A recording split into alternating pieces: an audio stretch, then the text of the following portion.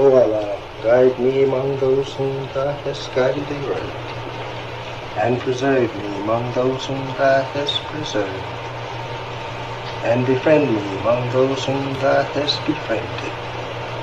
Bless me in whatsoever Thou dost grant me, and deliver me from the evil of what Thou hast judged. Surely Thou judges, and none can judge against Thee, and he whom Thou befriendest is not disgraced.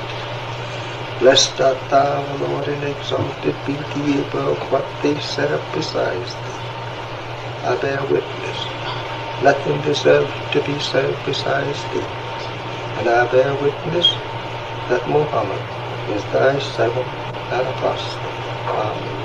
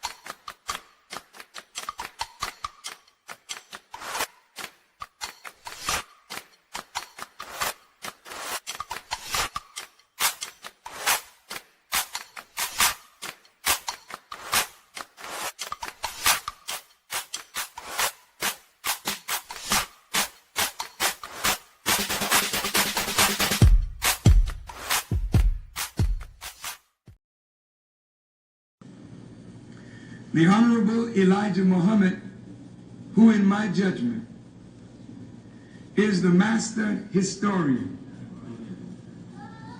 taught us that of all our studies, history is the most attractive, and it is best qualified to reward the researcher. History is most attractive.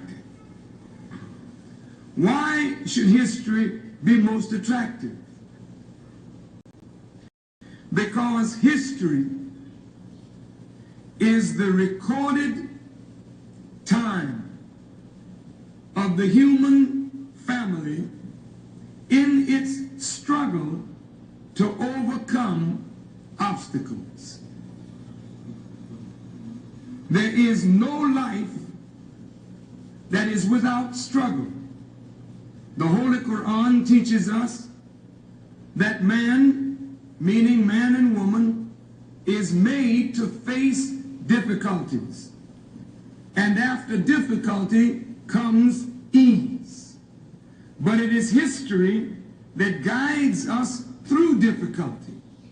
For if you know how people who had difficulty yesterday got through, and if your difficulty is somewhat similar, then today we also can get through if we follow the guidance of history. This is why Carter G. Woodson and many of our black giants fought for black people to know our history. Because in not knowing our history, we don't have a guide. And without a guide, we are lost. No wonder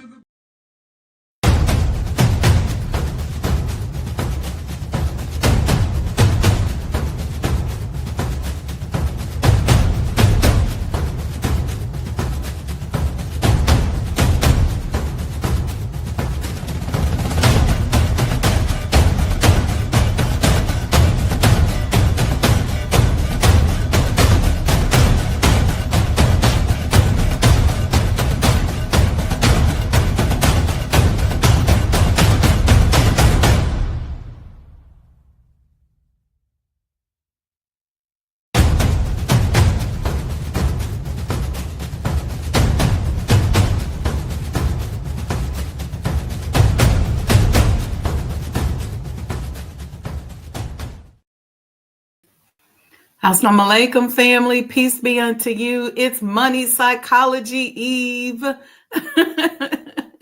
I hope you all are ready for tomorrow night. We're going to continue to cut them epigenetic cords and decode ourselves from the trauma that has been imparted on our lives, not by our fault, but what's been passed down through epigenetics that is causing us to have such a bad relationship with money. Listen, the past 2 weeks have been earth-shattering, literally. I'm not, and that's not an exaggeration, seriously. The first week, I got some serious downloads just about how to pray to remove some of that up from our genetic coding. And we did that during the webinar. And then last week, we had our special guest, Brother Wali Muhammad with Credit Repair, his company Credit Repair. And we talked about credit and debt and gave it a whole spiritual concept. And the idea here is so that we don't approach money. Here's the thing. We have to stop approaching money as being separate from our mission. And so we've been marrying the two these past couple of weeks.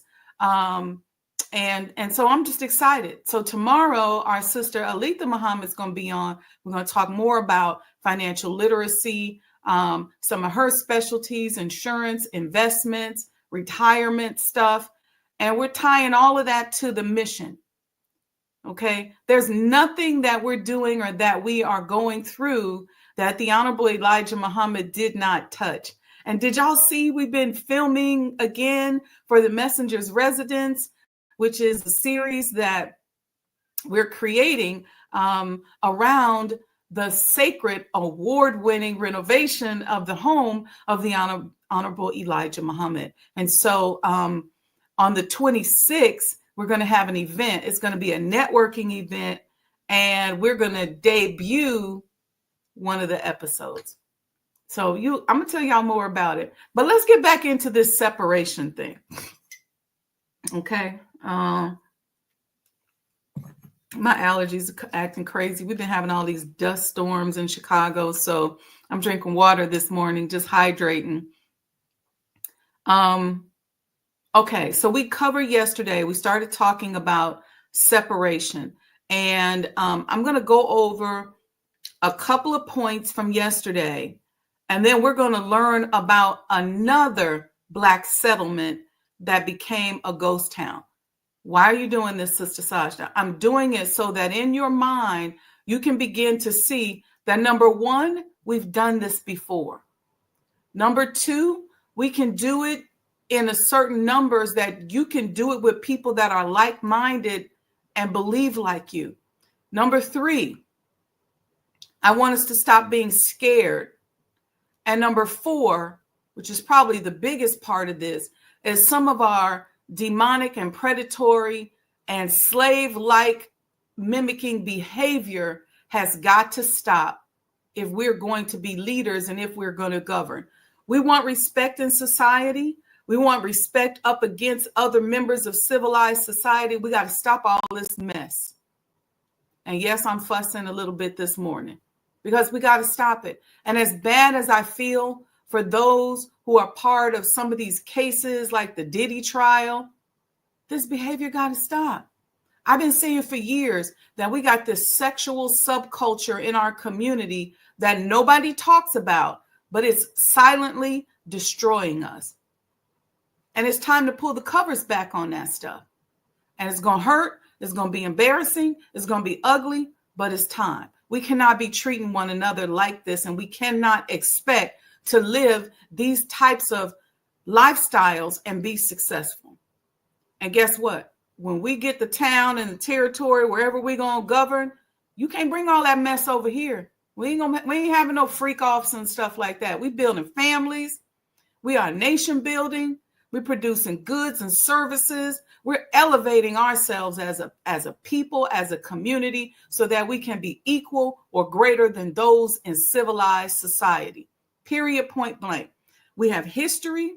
So this is why we're learning about these historical towns during these series. And you'll learn that there were 1,200 of them. So we can't cover them all on the show. But I want you to see, we got templates. When I was starting to build the Honorable Elijah Muhammad, the plan for the Honorable Elijah Muhammad House renovation, I was really getting a lot of charged energy around the businesses. And I was blessed to be able to mention that to the minister, to the Honorable Minister Louis Farrakhan. And he said to me that those businesses, that almost $100 million empire, was a template. And so I started thinking that was a template on how we should govern. So if you live in any of these small suburban towns, and they've now become all Black towns, and you got a city council or a co-op, or it's a village, whatever, however you guys are incorporated, you end up with a Black mayor, Black leadership.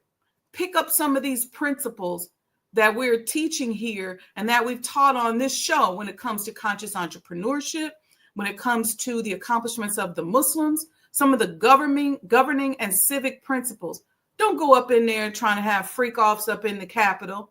Don't go up in there trying to steal all the people's money and get contracts so you could drive a Rolls Royce and all of that stuff. If you're going to be a civil servant, that means servant. You got to serve the community. So you can curb for a minute your desire to have a private jet. You ain't got to steal the people money to do that. See, what you show in the world is that you don't know how to have the proper mathematical relationship with Allah.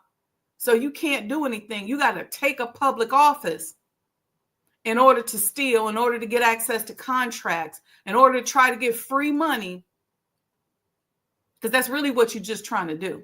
You're saying, I'm going to get this office. I'm going to get free money. I'm going to govern the people, forget the people. But them ain't the kind of people we need in charge. We can begin right now to practice. We got all these small towns. Some of us live in these small towns. Some of us have seen some of the controversy that's going on with government officials in a lot of these small towns.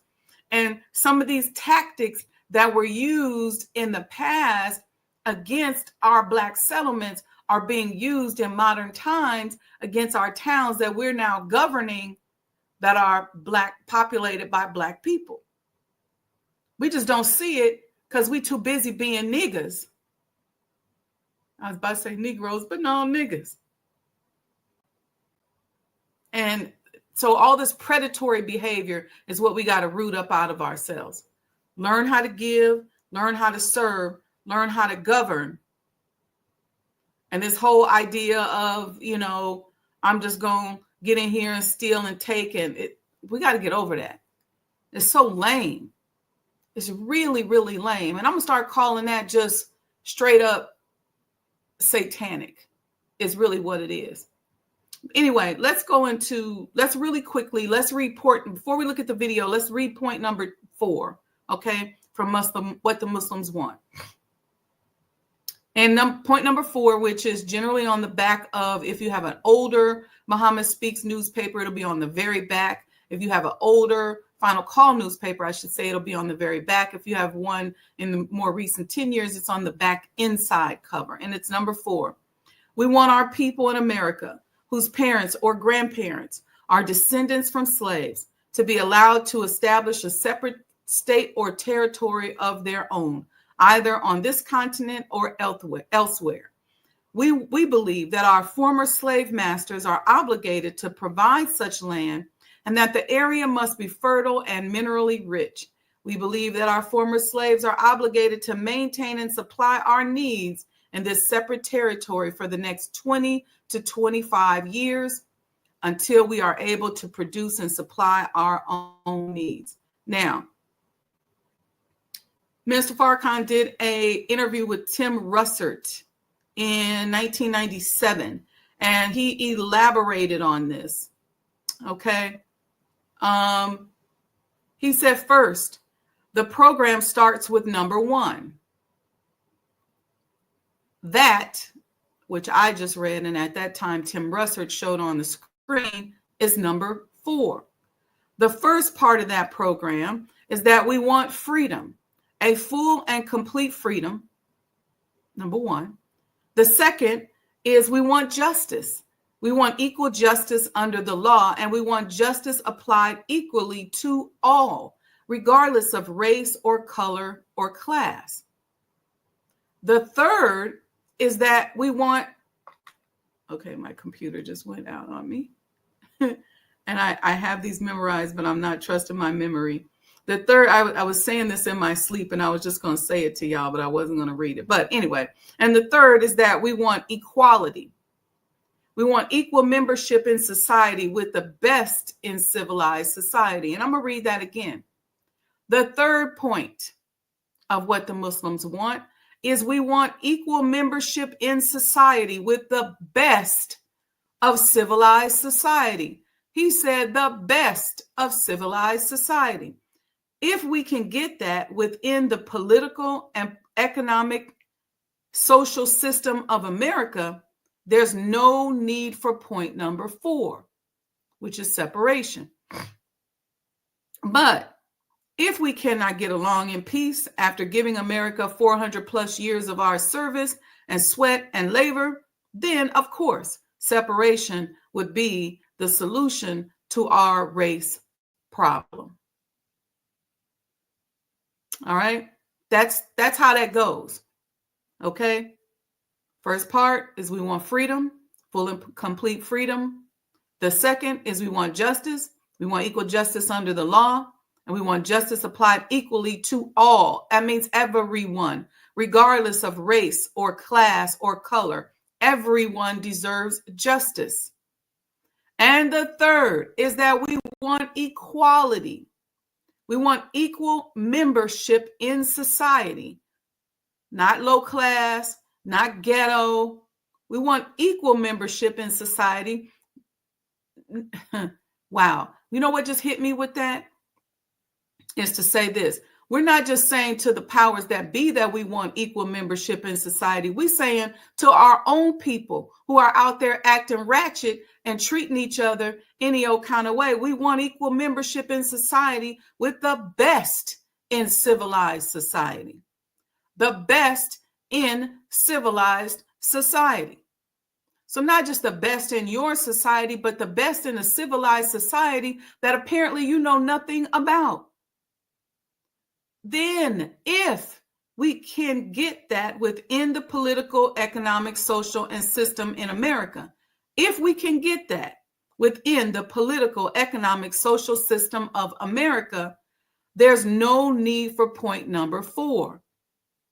What is point number 4? We'll go back to that again. We want our people in America whose parents or grandparents were descendants from slaves to be allowed to establish a separate state or territory of their own, either on this continent or elsewhere. If we can get that, there's no need to number 4. So at what point do we decide that we're not going to get it? But if we cannot get along in peace after giving America 400 plus years of service, of our service and sweat and labor, then of course, separation would be the solution to our race problem. Now, many of us are saying, well, we're going to continue. There's a group of us that are going to continue to fight to try to get that freedom, justice, and equality within the social and economic system that exists.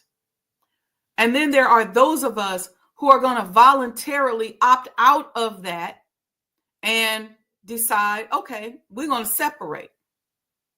But then there's those of us who are already separate, who already live in Black communities, Black neighborhoods, Black cities, Black villages, Black towns. And I say to all of us, whatever trajectory that we're on, see, equality don't always mean uniformity. Whatever trajectory we are on in seeking those principles of freedom, justice, and equality,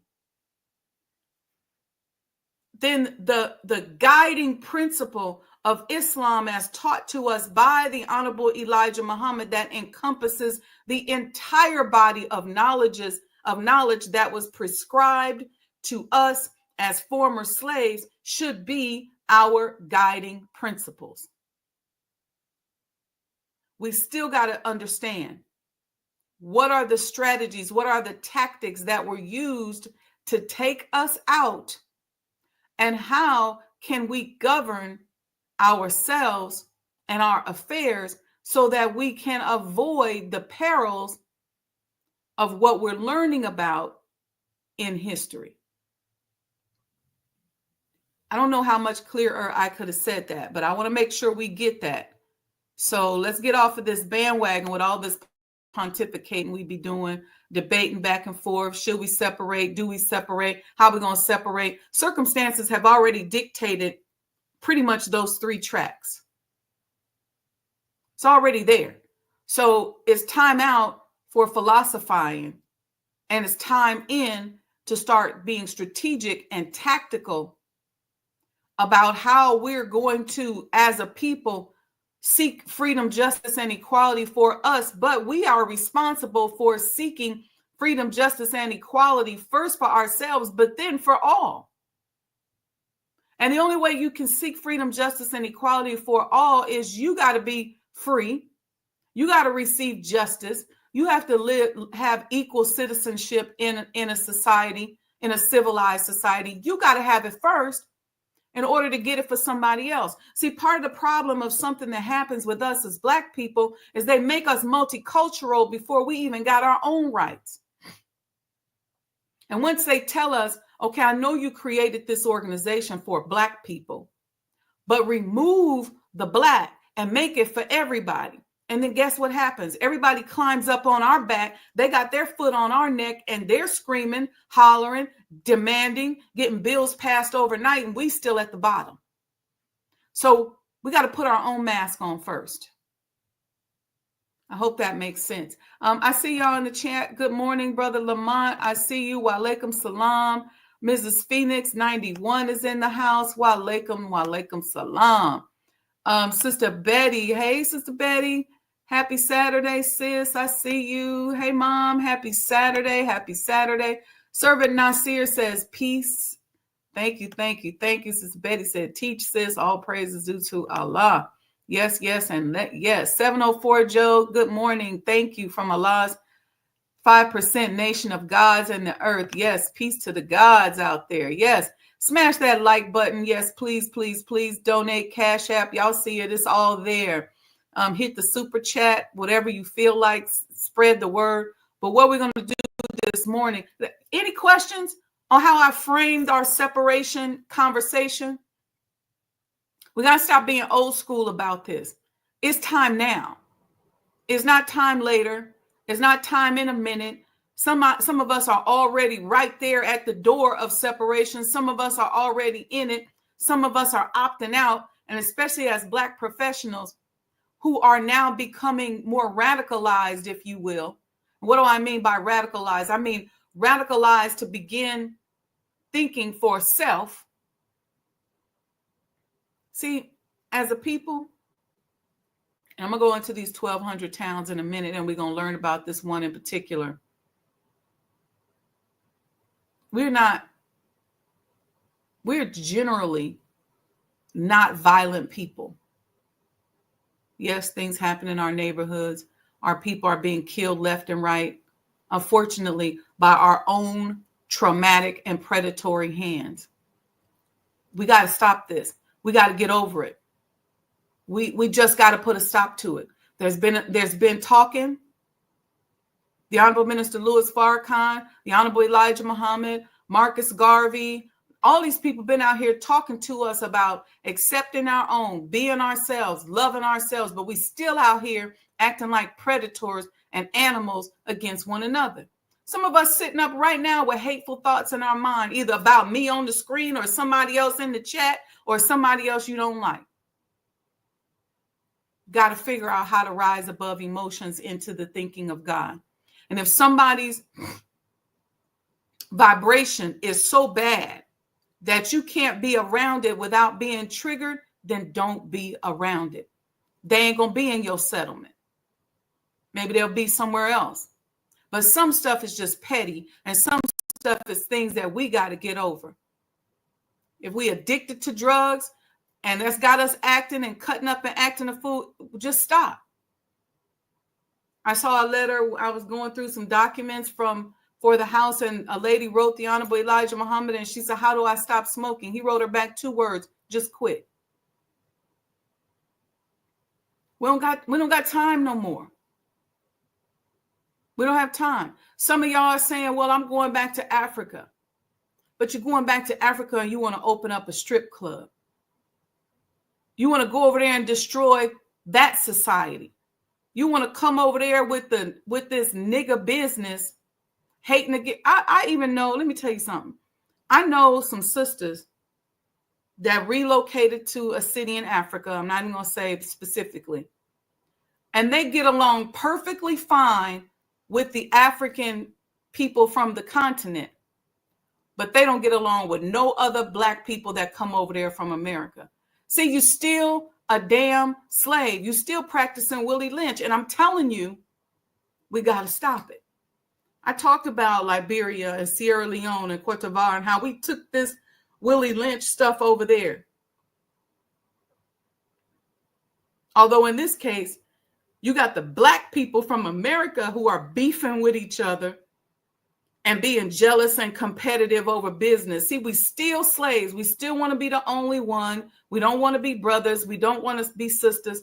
We have to stop, because that ain't going to fly in the separate territories. That ain't going to fly in these towns. A lot of us just waking up and looking up and realizing, oh, my town is all black. We got a black mayor in the little town. We got a black city council. Next thing you know, they on the news fighting, beating each other up, fighting over contracts, fighting over who gonna be seen the most, who got the biggest this, who got the biggest how. These are just, if you are still low vibrational life, you are not fit for leadership. And listen, y'all, those of y'all who think you just the little sister and the little brother who be hiding in the background in the comments, you the leader, because you the one been studying. Anyway, I'm going to get off my soapbox. We're going to learn about this new town.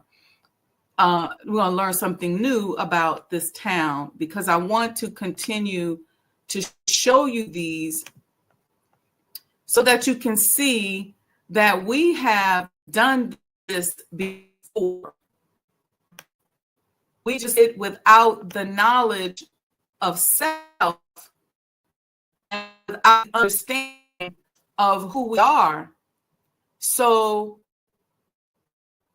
we weren't ready when they came against us. We weren't united enough. But I want you to go online and learn about these black settlements. I want you to study what happened to them and why. I want you to immerse yourself in it. And I guarantee you that the energy, the ancestral energy will come up to greet you and meet you.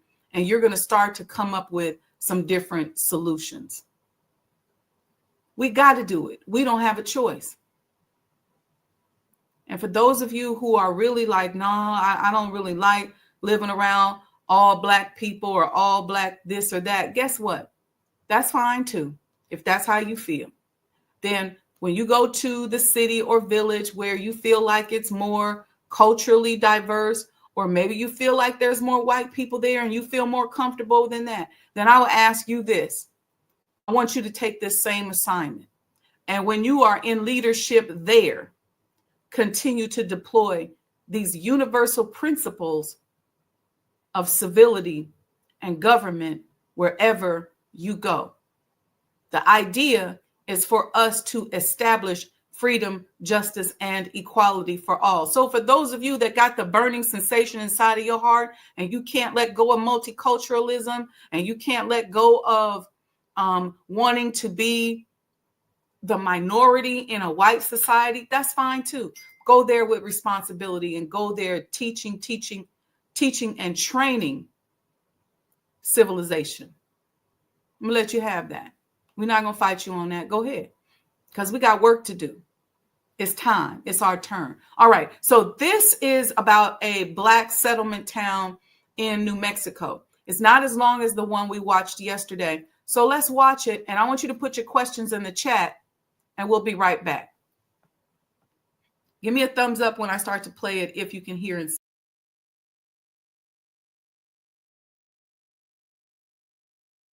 In a time of turbulent insurrections in the South, living among the backlash towards blacks and the destruction of towns, was one man who decided to move west to build a city where his people could have an opportunity to be free. The name of the settlement was Blackdom. Blackdom was a town built for black settlers in the West in the early 1900s. It was considered the first black town in the New Mexico territory at the time and was started in its own special way. Blackdom marketed itself as a refuge. So a refuge is for refugees. You're not really going to want to put a target on it. So to call it Blackdom, you could see that there was a larger idea behind this settlement. There was a larger understanding of culture and what was necessary at the time. The plan was to create a place where black men and women could completely be free from the oppressive oppositions of the South. A place where settlers could raise and teach their children without fear of harm because of the color of their skin. Frank Boyer was the founder of Blackdom. The Georgia-born and bred military preacher would hear stories from his father, Henry Boyer, who would tell him as a boy about his journeys out west during his time in the Army. His father was a wagoner in the Mexican-American War and would tell Frank all about the beautiful unclaimed land in the West. Frank would carry these stories from his youth into his adulthood and follow a path that would potentially give him all that he needed to make his way out west in the future.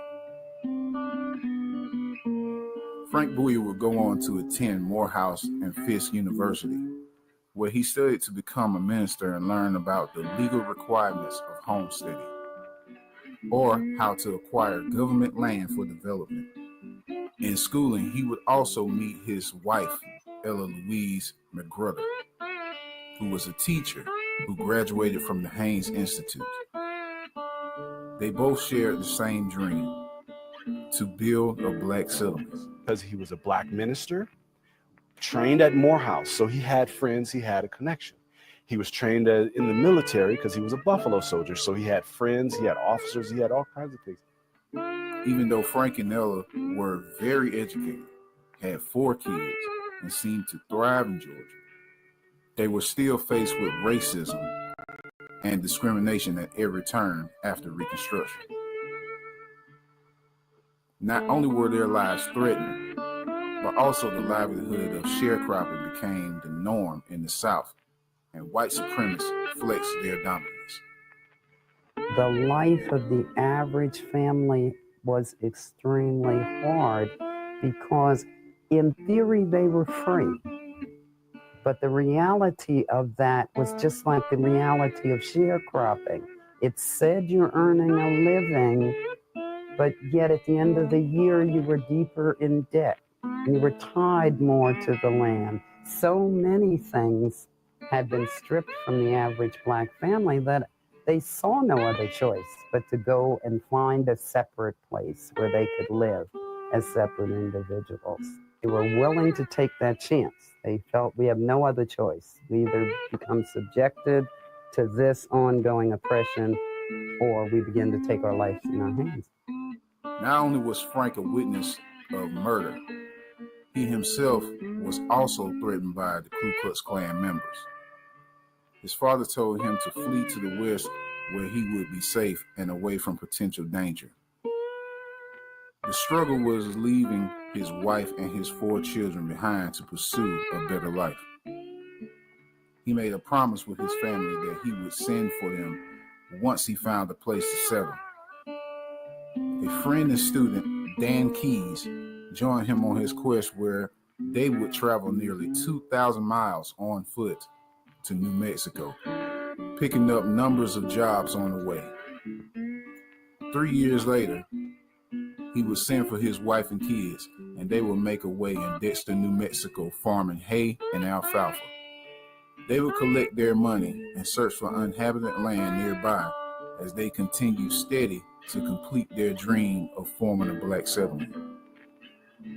In September 1903, their dreams came true as 13 black men led by Frank Boyer signed the Articles of Incorporation to establish the Blackton Town Site Company to build the town. Blackton was located on a direct route to the Dexter train station to the east, and Artesia, another New Mexico Territory boomtown, 20 miles south. West of Blackton was Apache land. Blackton was also 20 miles south of the city of Roswell. At the time of conception in Blackton, there could be found a church that doubled as a school, a post office, a few houses which included the 2-bedroom home of the Boyers, and a flowing well of artesian water that would help with farming. The Boyers would run advertising calling for other oppressed blacks to join them in their new town site. By 1908, 300 black people would come to settle, farm, and live in Blackton.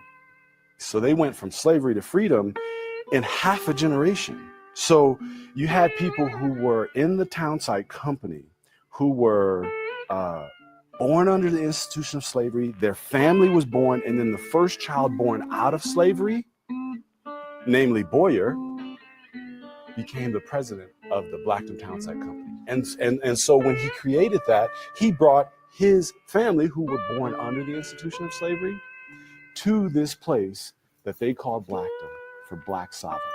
They would put together Juneteenth celebrations in the city with their residents and invite white and Native American settlers in nearby cities. Life seemed perfect for the settlers of Blackton, but the elements, drought, and unfortunate events would lead to this disaster. In 1916, worms destroyed the crops. Then water in the area grew scarce. It became difficult for settlers to improve the land per the requirements of the Homestead Act. And many of the settlers started to move away to Roswell and Dexter as the drought took hold. Things seemed as if they were looking up when oil was found in 1919. The residents started the Blackton Oil Company, and its single largest investor was Mittie Moore Wilson, an African-American brothel owner in Roswell. Blackton Oil contracted with the New York-based National Exploration Company to drill wells in the area. This helped Blackton become officially incorporated in 1921 and gain much revenue for the residents of the town. But by then, most of the people were gone because of the heavy drought. Frank and his family's home was foreclosed on, and Frank went on to Vado, New Mexico, which is another city that Frank Boyer established. The residents continued to make money off of the oil wells until 1929, when the Great Depression ensued and ended Blackton's future as an independent town. Town leaders dissolved Blackton in 1930. Today, the town only sports a commemorative plaque and a few ran-down structures that were destroyed by the desert elements. It didn't fail because of any human actions. It failed because of nature. A lot of times we talk about the 20s and we talk about the Harlem Renaissance, but what we rarely, if ever, understand is that it's a part of a larger movement. And how you see the Harlem Renaissance over there, and we glorify that, realize that in New Mexico, Black people were in the middle of a renaissance, going from porters and maids to oil barons. So the West was an escape there. It was a haven. It was the promised land. It was like a magnet drawing people from something bad. It was like the legacy of the children of Israel leaving an oppressed bondage and going to find freedom to establish their own property in their own land. So, if you're taking the trip to New Mexico, make sure that you stop by the first New Mexican black settlement. Pay it a visit. And remember how it started. Remember what was there. Make sure that you give this video a like and make sure that. All right, y'all. Something just came to me while I was watching that. And something just said to me to read to you all the 5 categories of perils that have destroyed these black settlements and made them ghost towns or non-existent. Most of us don't know anything about it. And so some just said, we're going to continue this on for 5 more weeks. Okay. This is our case, if you will, for separation. But it's our strategic planning. Because as I mentioned, a lot of us are either already separate, we're about to be separate, we're going to be forced to be separate. Some of us don't want to be separate. Either way, we have to understand how to strategically plan in order to properly govern. The biggest part of that strategic planning is our self-improvement process. Okay? Self-improvement, number 1. So these are the 6 areas. Self-improvement is number 1. Number 2, they use tactics of direct violence. We hear most about that when we hear a lot about Black Wall Street and the burning of these towns. We hear a lot about that. But we're gonna take a week and we're gonna talk about the tactics of direct violence.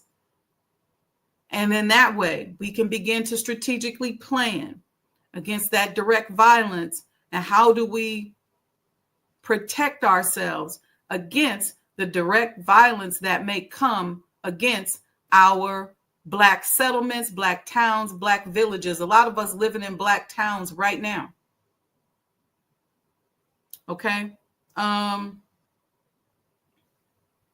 Let's see. Racist planning regimes. So there's municipalities, municipal boundaries, state driven issues, zoning law manipulations, extraterritorial jurisdiction issues, manipulation, educational manipulation, access to educational opportunities.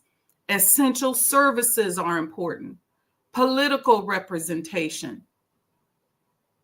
All right. So we're going to talk about that. We're going to take a week and talk about it because those tactics were used against the town, where a lot of times they couldn't get access to the essential services and they didn't have the proper essential services within the town.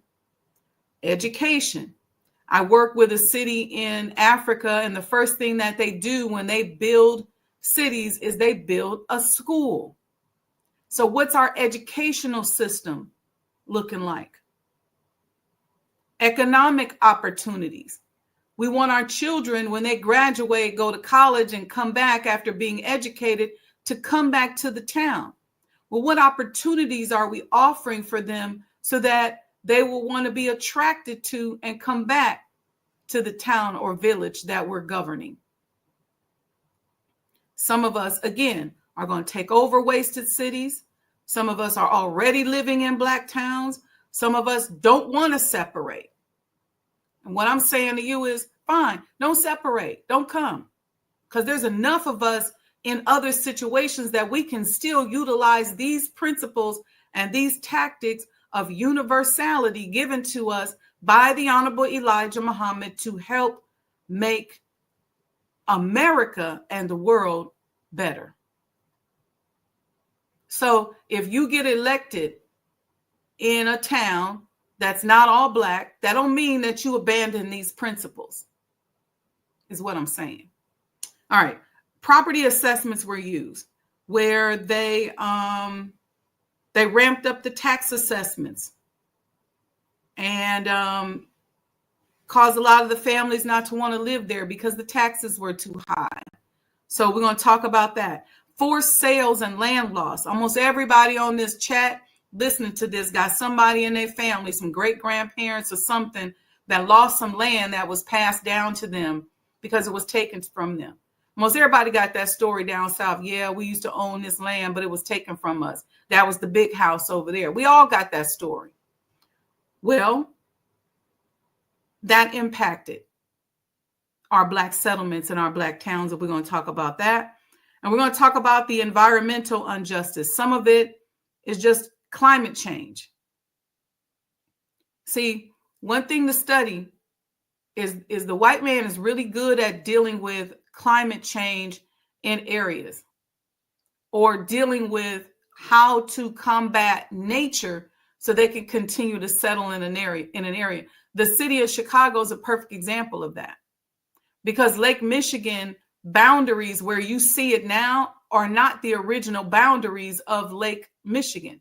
That is man-made, so that there could be a road called Lakeshore Drive or Jean Pont de Sable Drive. There would be a road right there, but all of that was shoreland. Even as far east as where the Honorable Elijah Muhammad's home is at 4847 South Woodlawn Avenue, that house sits on sand. So at one point, the shorelines of Lake Michigan came out that far. You don't really get to bedrock until you get to around the Pilsen area. How do I know this? Because my very first project when I left the National Center where I used to work was a $60 million pipeline project where I was the project manager to help bring lake water to the western suburbs of Chicago. And so in our drilling, as we were drilling the pipeline from Lake Michigan, we went through sand, and we knew when we got to bedrock, there were different negotiations for places like the villages of Bedford Park and places like that. It was different because now the drilling is different. When we decided to renovate the basement of the messenger's home, we dug the basement down by 18 inches, was nothing but sand. So the learning how to dam an area so to prevent the water from overtaking the town. Look at the levees in New Orleans. When they broke the levees, I didn't say when the levees broke. When they broke the levees, there's evidence of that, of explosive devices that were remnants of explosive devices under the levees that flooded New Orleans. This is written. You can look it up. I'm not making this up. That flooded New Orleans. Okay. Then the town flooded. So there's things like learning how to build levees. When you see Niagara Falls, if that water was not controlled, then there would probably be no city of Buffalo, New York. Those are just examples of water. But there are environmental warfare tactics like preventing companies from dumping chemicals into water, preventing people from poisoning land and crops and livestock, because we're going to have agriculture. Agriculture is a big part of many of the settlements, but all of our settlements more than likely are not going to be agricultural based. Why? Because again, a lot of us are living in Black towns and Black cities right to this day that were it not for the Black population, they would be abandoned. We got quite a few of them right here in suburban Chicago. You got Robbins, Illinois, and Dalton, Illinois. And we got Black leadership there. So we have to learn how to govern and be civic based on whatever aspect of separation we are now finding ourselves a part of. Some of us are going to go to Alabama and Mississippi and build new towns. I was just talking to one of my good friends last week, and she had come from a Black Muslim settlement in Mississippi. So there are some of us that are going to be doing that.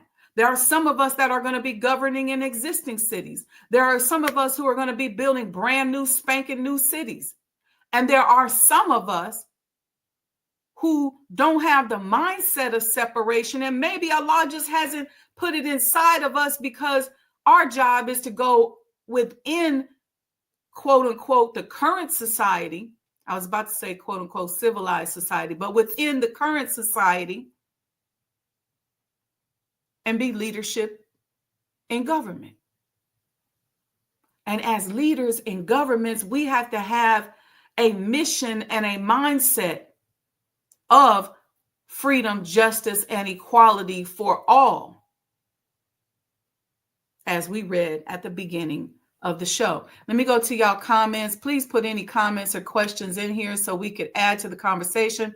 Sister Monica says, Assalamu alaikum. Walaikum salam, sis, and great Saturday. She says she was a little late to the conversation. That's all right. She's excited to hear of this point number 4, wisdom strategies being shared. Yes, your cup of morning tea. Hey, Regional Sky Girl. Walaikum salam, sis. As Monica said, teach. Yeah, when they broke the levees. That's right. Broke the levees and put our brother in jail, Mayor Nagin, because he made the wrong people mad at the wrong time. Remember, he cussed out President Bush. And but we got to learn how to keep our nose clean. Because what happens is that we can look at it like this. We could say, as soon as we do something, they want to lock us up. But I think Allah is holding us to a higher standard. I believe it's Allah that's holding us to a higher standard, because it's these principles that we're going to cover in the next 5 weeks, where we talk about the tactics and the strategies. Here's another strategy that was used, which we'll cover. We'll put this in the economics section when we talk about it on that show, is that the railroads were being established during that time. Okay. Those railroad moguls, if you will, was vicious. And when I say that they were very strategic and they were very military minded. And let me say this to those of us out here who are Black professionals, whether we're a lawyer, a doctor, engineer, entrepreneur, whatever it is. Stop being so naive to think that you can just practice your trade without being mission minded. Because if you understand history, you know that everybody before you who didn't look like you, in most cases, they were mission minded. They might have sat next to you in class. They might have sat next to you at the luncheon. They might work with you at the hospital. They may be part of the law firm you're a part of. They may be one of the project managers you got certified with. But in most cases, they are mission driven, in that they're either consciously and explicitly mission driven, or they're part of a mission, either through association or involuntarily. So you got to get mission minded. See, part of the problem is we out here as rugged individuals on an island. Oh, I'm a doctor. You don't care. You just want to be able to go back to your family and be like, I'm a doctor. I ain't got to help nobody. You might say, well, I'm a lawyer. It is what it is. You may think that you are your ego got you thinking you so special because you made it, that you don't have to have a mission. Guess what? You're going to lose.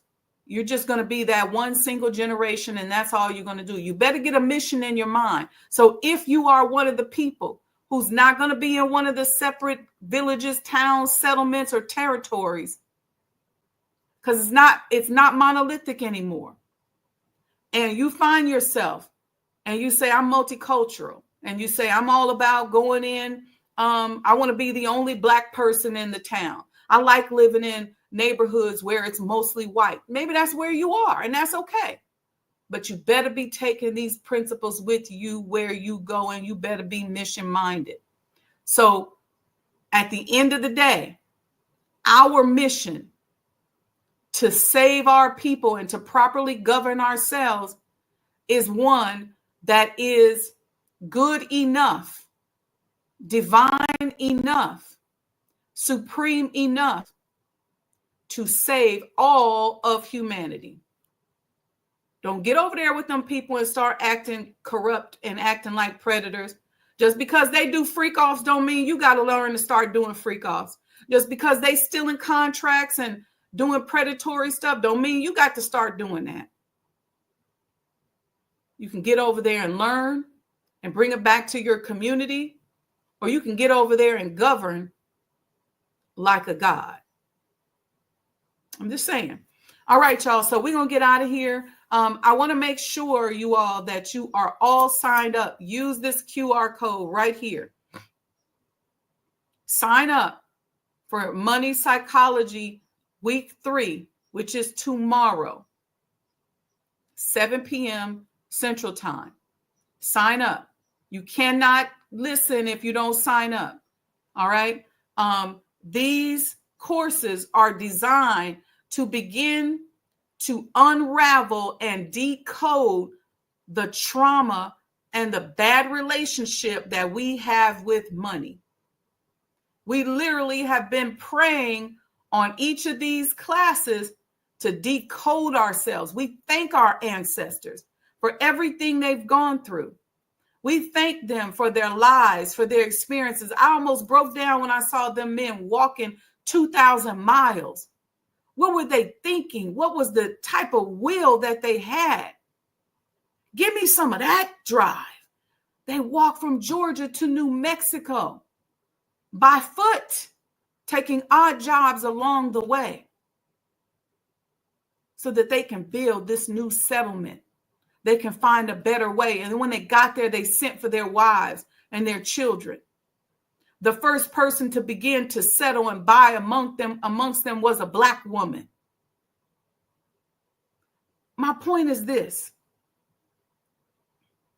Some of us have that in our epigenetics. Some of us have people, some of us have a combination, because some of us have people that grew up on plantations and in situations where family members were hung, whipped, or beaten. And we watched it. So when we watched it, we began to raise our children in a way to keep them protected from what we saw happen to other people in the past. And we kept passing this on. We kept adjusting our rearing, adjusting our behavior, making little spiritual cages for ourselves almost. Why? Because our grandparents, our great-grandparents, our great-great-grandparents didn't want us to be whipped, chained, or hurt. We saw the child that we had that was a little more curious, that was asking questions about money, that went out there trying to build for themselves. We've seen Martin Luther King be able to preach and walk and then get killed when he started talking about economics. This impacts us. This is a trauma.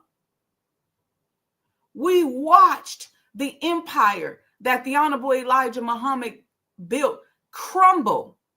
This is a engram. This is a problem that we're now afraid to move out.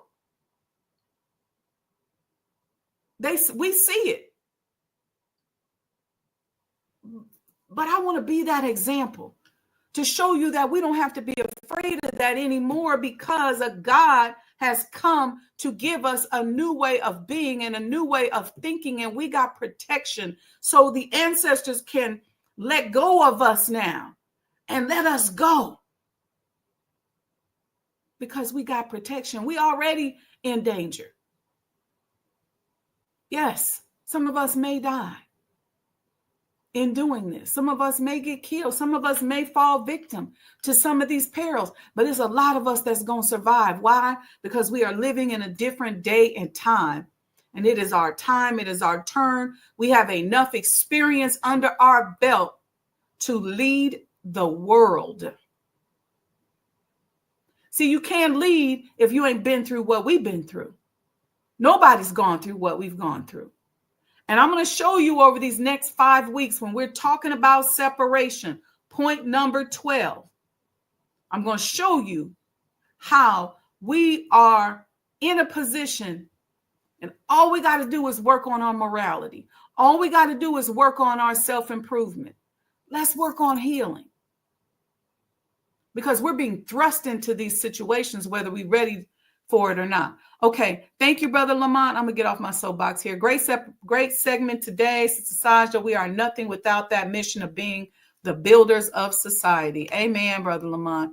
CDM says, ASA, walaikum salam, sis. May Allah bless us to recapture the spirit of our ancestors, to desire to prosper, unite, and see ourselves as one community with the desire for freedom, which is the spiritual glue. All praises due to Allah.